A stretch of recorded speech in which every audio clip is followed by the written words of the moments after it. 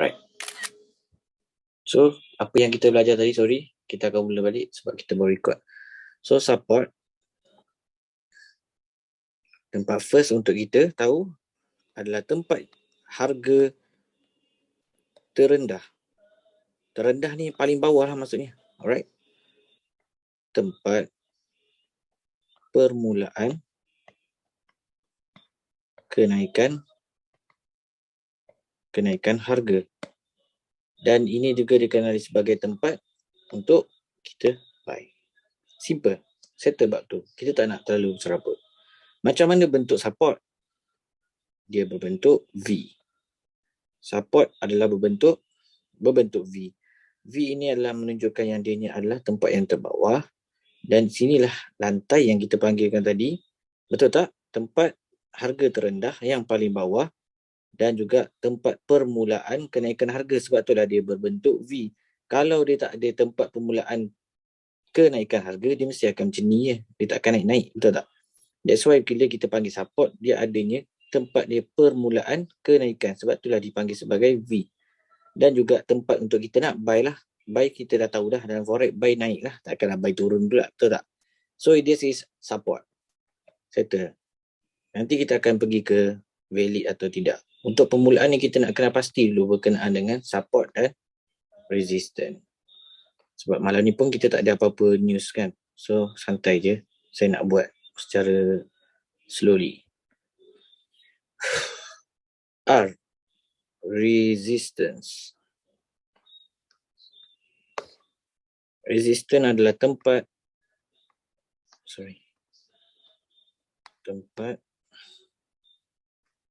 harga tertinggi. Dikenali juga sebagai tempat apa? Tempat permulaan penurunan harga. Dan dikenali sebagai tempat kita nak sell. Apa pula bentuk resistance? Dia berbentuk A. Alright? Dia berbentuk A. Tempat yang paling tinggi. Tempat yang tertinggi tempat dia. This is we call resistance. Dan tempat permulaan penurunan harga. Sebab tu dia berbentuk A. Dia dah naik. Sini dah tertinggi. And then dia turun. Inilah dipanggil sebagai resistance. Tempat dia bermulanya penurunan harga. Dan juga tempat untuk kita nak sell. Alright? So, sebagai kita tahu dalam trading ni, resistance akan pergi mencari support. Support akan pergi mencari resistance. Alright, sekejap ya. Okay, dalam trading kita tahu kita ada dua je benda yang dicari dalam trading ni.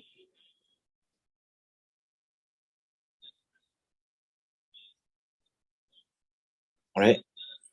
Ni support kita, ni resistance kita. Price daripada support akan pergi mencari resistance pergi mencari support. Sama juga dia akan main sampai bawah ni. If dia break atas, dia akan pergi buat apa? Dia akan mencari support resistance yang baru. Dan resistance ni akan pergi kepada support dia. Ini akan jadi RBS lah. Yang ni nanti kita akan bincang secara lebih mendalam. Tapi apa yang saya nak cuba sampaikan adalah dalam trading ni, resistance cari support mencari resistance. Dua benda ni je. That's why saya suka menekankan benda ni kepada semua orang, tak kira yang pro ataupun yang baru. Fahamkan dulu SNR, barulah kita boleh trade. Sebab kalau basic kita salah, maka semuanya akan jadi salah. Settle. Setakat ni korang boleh Saya tak terlalu laju dan saya tak terlalu cepat. So sekarang baru saya nak masuk pada how to identify valid SNR. Alright. Sebab kita dah belajar berkenaan dengan SNR tadi, kita dah tahu dah, sebagai contoh kat sini kan, kita dah tahu dah, okay, ni adalah resistance, tempat harga yang tertinggi dan berbentuk A. Resistance dia bentuk A dan tempat harga dia yang paling tertinggi. So support kita dah tahu dah, okay, support macam ni. Sebab apa? Dia bentuk V dan tempat harga dia paling terendah. So sekarang ni kita nak tahu, support manakah yang kita perlu tanda? Betul tak? Kalau kita buka kat market, sebagai contoh, kita buka dekat H1 ke, tak kisahlah ini time frame ni tak masuk time frame bagi tau. Terlalu banyak support dan resistance yang kita nak tanda. Adakah kita perlu tanda semua sini, support satu tanda sini, support sini tanda lagi, resistance tanda sini je. Kita akan jadi tak tahu mana nak entry. Kita akan jadi pening, betul tak? Kita tak tahu mana satu. That's why lah we call, kita perlu tanda SNR yang valid saja. Inilah kepentingan untuk kita mengetahui SNR kita tu valid ataupun tidak. Alright. To identify valid SNR, it is must have second movement. Dia kena ada second movement. Seperti contoh yang saya lukis dalam gambar ni. Alright. Macam mana? Second movement. This is your first movement. And then this will be your second movement. Inilah baru menandakan ini adalah SNR yang valid. Kalau macam ni, ini adalah resistance yang valid lah. Manakala kalau untuk support, dia mesti ada berlaku kenaikan dan dia ada berlakunya break. Nampak tak? Break ni. Break ni barulah di call ini adalah second movement. Same goes with this. Dia ada berlakunya break dekat support dia ni. Aduh, HLC lah ni. HLC korang faham kan? Alright, dia dah turun. Dia buat second movement dan dia break. Dia punya support bawah ni. Jadilah second movement. Alright. Ini adalah maksudnya. Valid SNR dia kena ada second movement. Lepas kita dah tahu dah. Alright. Kita dah tahu dah. Macam saya cerita tadi. SNR yang valid untuk resistance, dia mesti ada second movement benda ni. Dan untuk support, dia mesti kena ada second movement juga benda ni. So sekarang ni kita dah tahu secara basicnya SNR valid, dia mesti ada second movement. So macam mana kita nak pastikan yang second movement tu valid pula? Kadang-kadang kita dah tahu dah second movement tu mestilah ada kalau kita tengok by line chart, kita akan nampak macam ni. So untuk mengidentify valid second movement tu mestilah ada candle bullish di dalam bearish. Sebagai contoh resistance ni tempat apa guys tadi? Saya cakap resistance ni tempat tertinggi. Saya kena buat baru. Serabut kat sini. Resistance ni tempat tertinggi dan tempat yang kita nak sell. Permulaan penurunan. So this is we call resistance, right?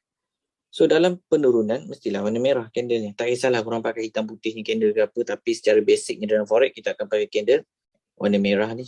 Maksudnya candle bullish lah, candle bearish lah, candle penurunan. Di dalam penurunan dia mestilah berlakunya ada bullish, kemudian barulah disambung dengan candle merah. Ini barulah dikatakan sebagai valid second movement. Ini untuk kita nak identify second movement tu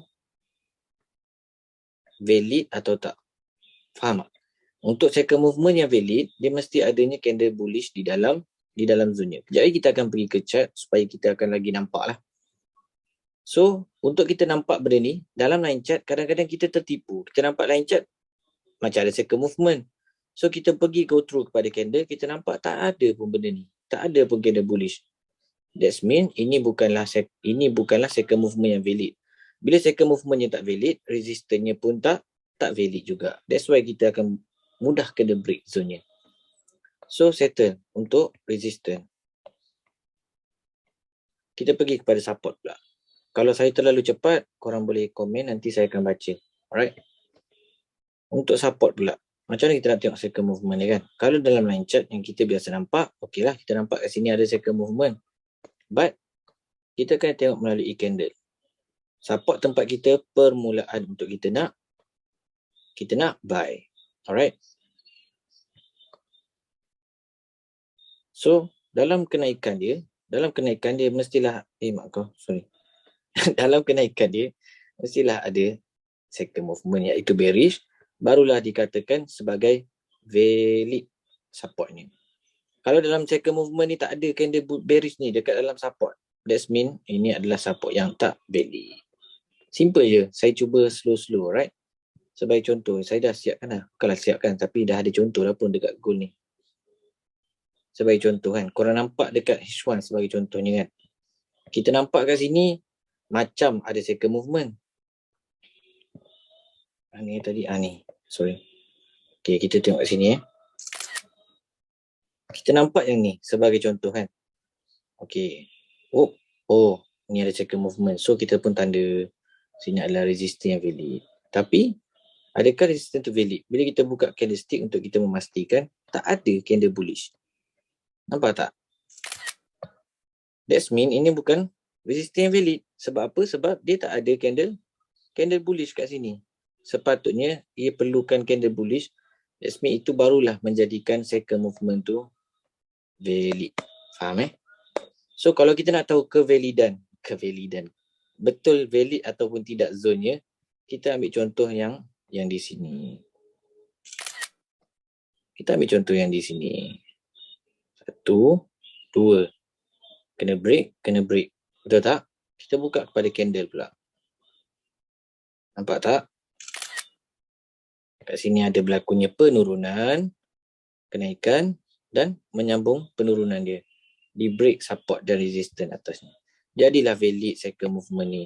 Barulah kita boleh tanda dekat zone atas ni. Faham tak? Ini barulah kita boleh mark. Ini sebagai nak cerita ni, mark zone-nya. Alright, untuk SNR valid ni.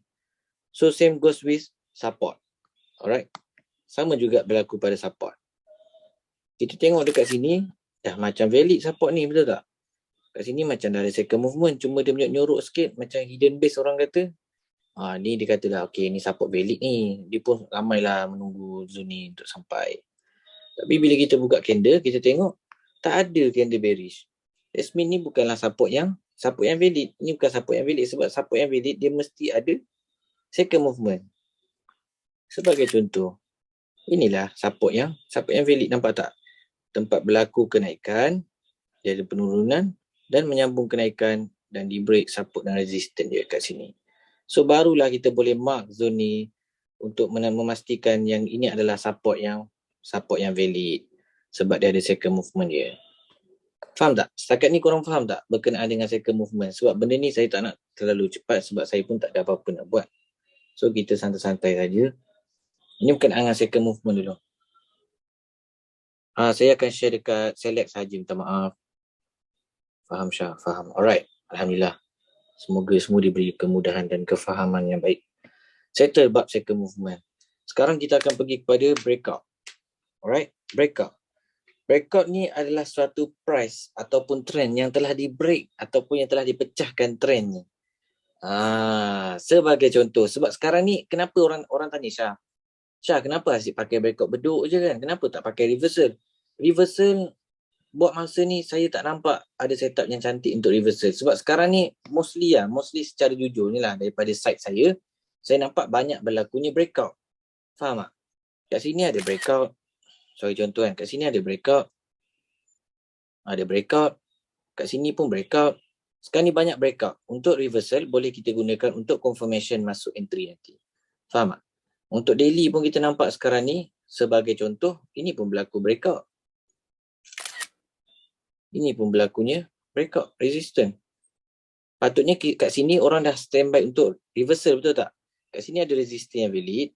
Sini ada resistance yang valid. Lagi valid di second movement. Tapi, kena break. Right. Ni adalah isu dia, apa sebab dia. Tapi saya tak cerita kat sini. Maksud saya cakap tu, sekarang ni memang banyak breakout. So, orang tak tahu kan. Macam mana nak tahu breakout tu valid ataupun tidak. Sebab ramai orang guna ayat. Kalau korang pernah dengar. Fake out. Bodoh. Fake out. Dia cakap breakout tu fake. So, diorang short form kan jadi fake out. So, dia cakap breakout tu tak valid. So, macam mana kita ni sebagai orang-orang yang terpelajar, macam mana kita nak tahu breakout tu valid ataupun tidak. So, sebagai contoh kan. Ini contoh maksudnya berkenaan dengan breakout. Alright. Ini adalah price yang tengah uptrend. Tengah melakukan kenaikan. Di break. So, inilah dipanggil sebagai breakout. Iaitu dia membreakkan trend yang tengah uptrend. Tengah naik. Contoh lain pula, price tengah menurun. Betul tak? Kita dah tahu dah kalau direction tengah buat new support, maksudnya dia nak naik. Dan price kalau buat new R maksudnya dia nak mencari ke bawah lagi kan. So sekarang dia dah buat new R, dia turun, pump, dia break dia punya R kat sebelah ni kan. So kita dah tahu lah ini breakout yang valid. Alright. Dan juga sebagai contoh yang lain, kalau kita tengok melalui candlestick, dia dah berlakunya breakout. Ini bukan kira cerita engulf jangan cakapkan Syah jangan engulf pula, bukan. Alright, ni tengah berlaku kenaikan dan di break trendnya. Faham tak? Inilah dipanggil sebagai breakout. Sama juga macam ni, dia tengah menurun, di breakkan trendnya, bertukarlah menjadi uptrend. Yang tengah menaik ni, bila dah kena break, jadilah downtrend. Settle. Buat breakout. Senang je. Breakout ni senang je. Alright.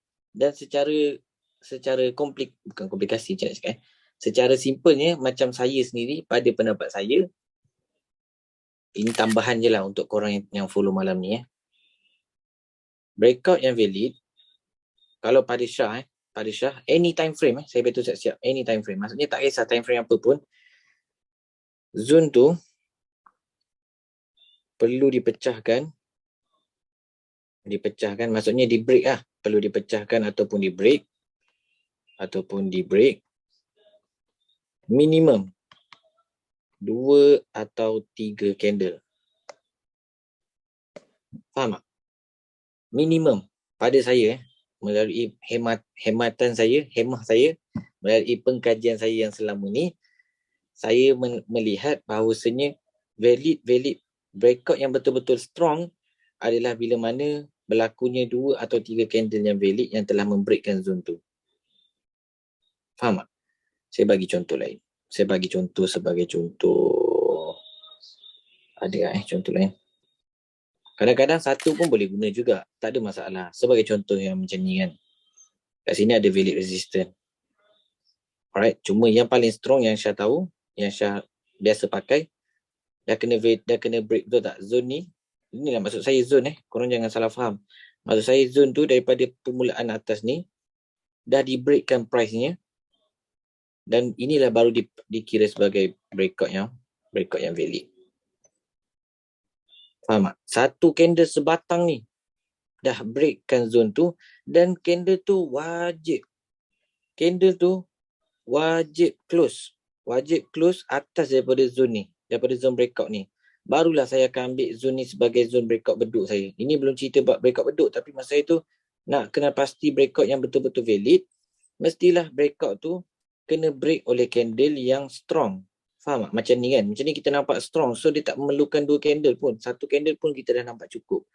But sometimes ada zone yang memerlukan 2 atau 3 candle. Sebagai contoh macam ni lagi kan.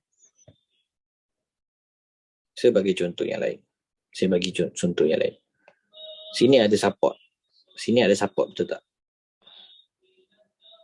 Sini ada support yang valid. Serap kena break kan. Apa yang membreakkan zone tu? So kita tengok. Kat sini kita ada support. Alright, support yang valid. Dah kena break. Nampak tak? Kena break. Tapi dia close shadow. That's why saya cakap, kalau dia close shadow ni, saya masih tak menggunakan lagi zone ni sebagai zone yang betul-betul valid breakoutnya. Sebab yang membreakkan dia hanyalah candle saja. Yes, candle memang harga. Shadow memang harga. Cuma pada saya dia tak cukup strong. Sebab dia tak berlaku break yang betul strong. Let's say kita ambil zone ni sebagai zone kita nak buatkan untuk sell kan. Support kena break jadi R kan, resistance. Dia kena break kan. Kita nampak sini dah kena break lah. So pullback kita akan jadi sell kat sini lah. Nampak tak? Kenapa dia tak turun sell? Sebab breakout ni tak valid. Kau nampak tak? Sepatutnya, ini adalah support yang valid. Okay. Ini ada support yang valid. Nampak tak? Ada second movement. Dah kena break second movementnya. So, sangat-sangat valid support ni. Tapi support ni, kita nampak seolah-olah dah di break. Nampak tak ni? Ni, candle merah ni.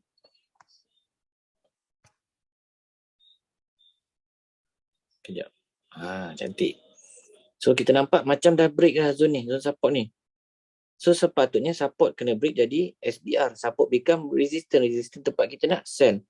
Kenapa bila dia pull back kat sini, dia tak sell. Tapi dia pacak balik.